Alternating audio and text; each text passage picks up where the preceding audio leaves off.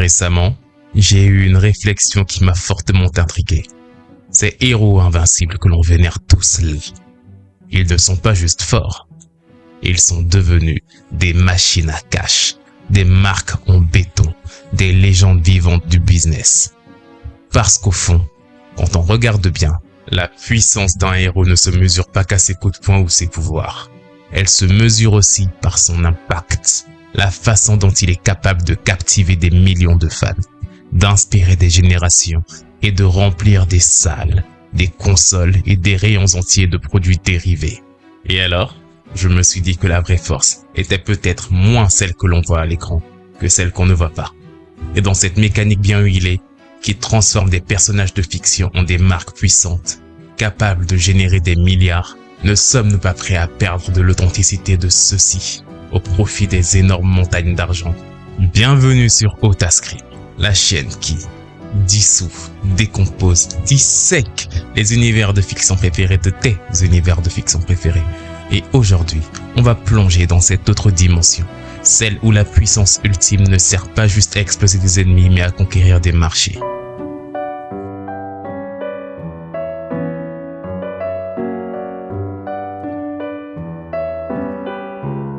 Commençons par une révélation qui, je suppose, vous le savez déjà.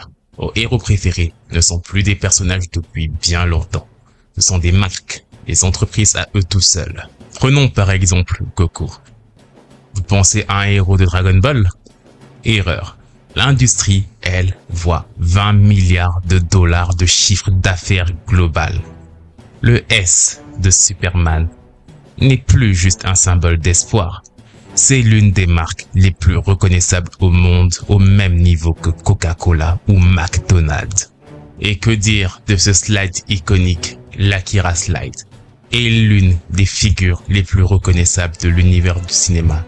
En somme, la vraie prouesse marketing, c'est que ces personnages ont réussi quelque chose que Nike ou même Apple n'arrivent même pas à faire complètement. Ils ont créé une identification émotionnelle si profonde que leurs fans sont prêts à aborder leurs symboles comme des signes identitaires. Vous portez un t-shirt avec le logo de Goku? Vous ne faites pas juste de la publicité pour Dragon Ball.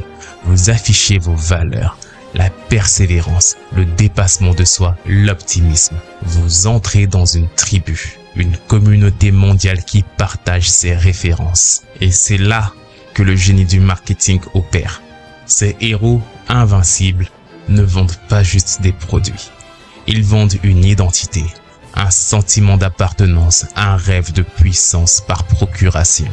Car le plus fou dans tout ça, c'est que plus un héros est invincible dans son univers, plus il devient marketable dans le nôtre. L'invincibilité de Goku génère plus de revenus que toute l'industrie automobile de certains pays.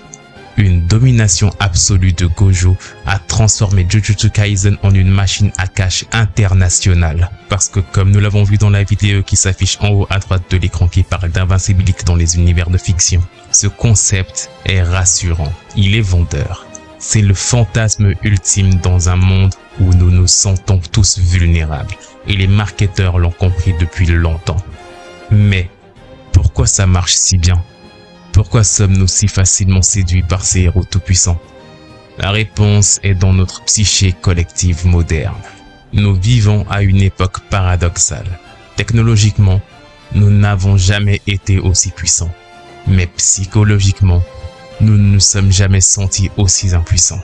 Changement climatique, crise économique, instabilité sociale, face à des défis que nous ne pouvons pas résoudre ou qui nous dépassent, nous cherchons inconsciemment des figures rassurantes. Entre Saitama, un héros qui résout littéralement tous ses soucis en un seul coup de poing, avec son marketing qui te vend non pas juste du divertissement, mais un réconfort psychologique. Et si toi aussi, tu pouvais régler tous tes problèmes aussi simplement. Et Satoru Gojo, qui lui vend autre chose, la confiance absolue dans un monde où l'anxiété explose, où les jeunes développent des troubles de panique juste en regardant les actualités. Gojo représente l'anti-stress ultime. Celui qui dit « T'inquiète, je gère tout ». Et effectivement, il a les moyens de le faire. Et le plus malin dans tout ça, ces héros créent des communautés, des tribus modernes À une époque où les liens sociaux traditionnels s'effilochent, devenir fan de Goku ou de Saitama, c'est rejoindre instantanément une famille mondiale. Les débats sans fin, tels que qui gagnerait entre Goku et Saitama, ne sont pas juste du divertissement, c'est du marketing viral déguisé. Chaque débat, chaque théorie, chaque vidéo YouTube sur le sujet est une publicité gratuite pour la franchise. Même cette vidéo que tu regardes à l'heure actuelle est une publicité pour la franchise. Sans oublier la stratégie de monter en puissance. Dragon Ball a révolutionné ça. Chaque nouvelle transformation de Goku relance l'intérêt commercial. L'Ultra Instinct, boum, une nouvelle vague de produits dérivés. Nouvelles figurines, nouveaux jeux, nouvelle hype. À ce niveau-là, l'invincibilité n'est même plus un état. C'est un processus marketing. Une promesse toujours renouvelée de encore plus fort, encore plus invincible, qui maintient l'audience en haleine et les portefeuilles ouverts. Et comme dit, derrière chaque héros se cache une industrie colossale que peu de gens réalisent vraiment. Dragon Ball, juste pour les produits dérivés, c'est plus de 20 milliards de dollars de revenus cumulés. Pour vous donner une perspective, c'est plus que le PIB de nombreux pays. Goku génère plus de richesses que des nations entières. One Piece et son héros, Luffy, est la franchise manga la plus rentable de l'histoire. Plus rentable que Star Wars et Harry Potter cumulés. Mais tiens-toi prêt, le plus fascinant c'est l'écosystème économique que ces héros créent. Une seule figurine de Goku, Gojo, Luffy ou Naruto fait travailler des milliers de personnes. Des designers au Japon, des fabricants en Chine, des distributeurs en Europe, des revendeurs aux États-Unis, des commerçants en Afrique et un peu partout dans le monde. En somme, imagine un écosystème globalisé qui tourne autour d'un personnage de fiction. Et là, je ne te parle même pas des revenus cross-média, car Goku existe également en simultané dans les mangas, dans les animes, les films, les jeux vidéo, les applications mobiles et j'en passe. Chaque plateforme génère ses propres revenus et tous alimentent la grande roue finale. Et le summum du marketing, là où l'imagination d'un individu, une pensée qui n'est même pas matérialisée de manière palpable, arrive à rentrer en collision avec le monde réel. Quand Adidas sort une basket à l'effigie de Goku, Louis Vuitton fait une collaboration avec Final Fantasy et quand Mercedes collabore avec One Punch Man, ces héros transcendent la fiction pour devenir des partenaires commerciaux légitimes. Et ne pense pas que c'est fini. Ajoute à ça les conventions, les parcs à thème. Universal Studios Japon a un secteur entier dédié à l'univers des animés. Ces héros génèrent du tourisme et sont un troisième socle mondial de transition de milliards de trilliards de dollars quotidiens dans ce monde. Et bien entendu, n'oublions pas l'économie digitale moderne. Chaque tweet sur Gojo, chaque mème sur Saitama, chaque vidéo TikTok sur Son Jinho, c'est de la valeur marketing qui se crée. Les influenceurs constituent des carrières entières en parlant de ces héros. Et le résultat, ces personnages de fiction ont créé leur propre secteur économique. Ils emploient des milliers de personnes, génèrent des milliards de revenus, influencent des tendances mondiales. L'invincibilité au final, c'est peut-être juste la stratégie marketing la plus efficace jamais inventée pour transformer des dessins en empire économique. Mais attention, car le marketing de l'invincibilité a ses propres faiblesses et ironiquement, ces faiblesses révèlent les limites de notre propre fascination pour la toute-puissance. Prenons Superman par exemple, l'archétype du héros invincible, qui est devenu progressivement moins populaire au fil des décennies parce qu'il est devenu trop parfait, trop invincible. Plus de suspense, plus de tension dramatique. Le marketing a dû constamment inventer des nouvelles faiblesses, des nouveaux défis pour maintenir l'intérêt. C'est ça, le paradoxe commercial de l'invincibilité. Elle attire d'abord, puis elle lasse. D'où les reboots constants, les nouveaux départs, les redéfinitions des personnages. Batman a été redémarré combien de fois? Même plus récemment, Dragon Ball Daima est l'exemple parfait de la lassitude de l'invincibilité. Et pourquoi? Parce que le public évolue. Il devient plus sophistiqué, plus exigeant. L'invincibilité pure ne suffit plus. Il faut de la profondeur, de la complexité, de la vulnérabilité humaine. C'est peut-être ça le futur du marketing des héros. Non plus vendre l'invincibilité, mais vendre l'humanité dans la puissance.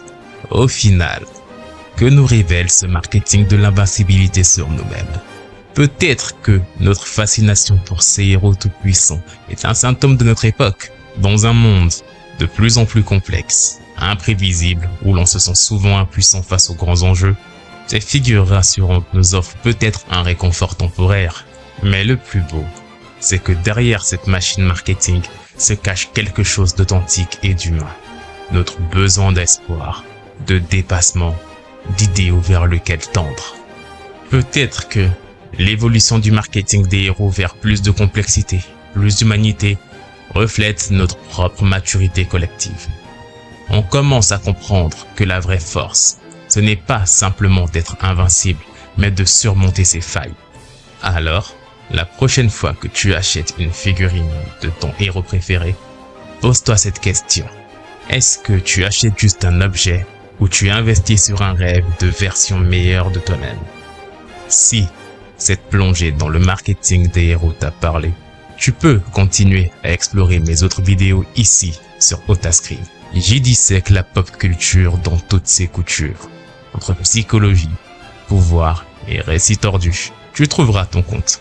Si tu veux vivre ou revivre les histoires complètes de tes fictions préférées, fonce sur Aramis Crime, ma chaîne principale, où je te raconte des épopées comme l'histoire complète d'Invincible, de Solo Leveling ou encore Secret Wars et d'autres vidéos à venir. Si tout comme moi, t'aimes parler sciences, business, culture et économie, tu vas adorer Curious Crime, la chaîne où je te parle des éléments du monde tels que l'IA, les marques globales, l'underground de Tokyo des années 70 et tant d'autres sujets encore. Et juste pour se détendre, pour chiller un peu, je t'attends sur ma chaîne de gaming, Gaming Scream, où je te proposerai du League of Legends, de l'Albion Online et quelques surprises bien placées. Pense aussi à me suivre sur TikTok, Instagram et bientôt Twitch pour ne rien rater.